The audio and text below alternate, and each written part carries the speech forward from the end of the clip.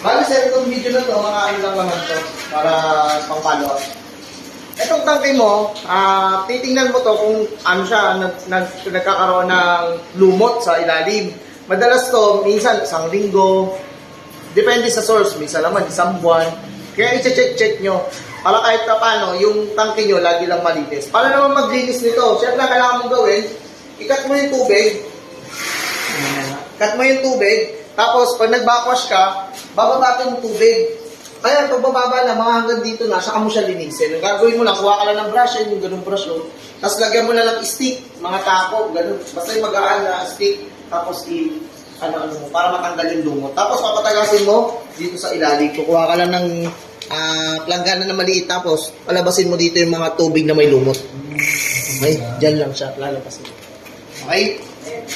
Tapos, eto sir. Every 2 weeks yan, no?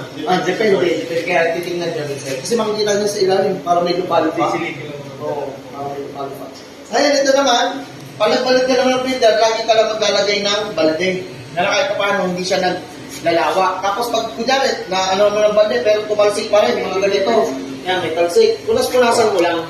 So, itong stainless steel ko to, pag hindi mo siya pinupunasan, nagkakaroon ng acid, yung parang dot-dot. Kaya kailangan lagi mo na siya pinupunasan para at lagi siyang makita. Okay? Ito naman, ito pinapalitan to every 2 years. Okay? After 2 years yun, magkikita-kita ulit tayo. Papalitan lang. Yun laman ito kasi may mga filter din to. Okay?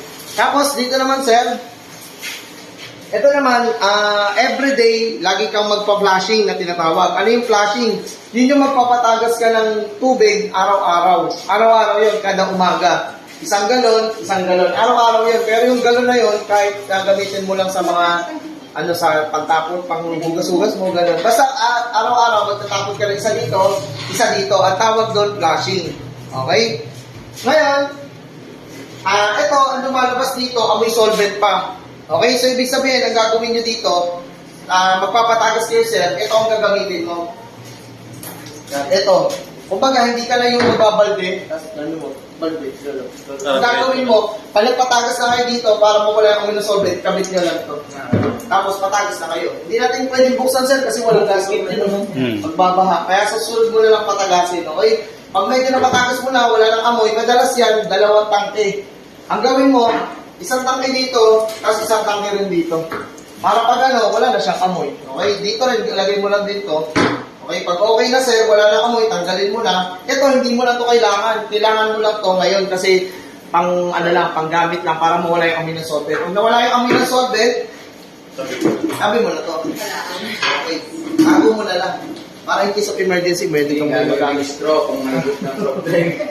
Tapos, ito, tsaka mo siya lalagyan ng filter. Kasi wala nang amoy solvent. Basta siguro dito na, walang amoy solvent bago mo ikabit yung filter. Okay?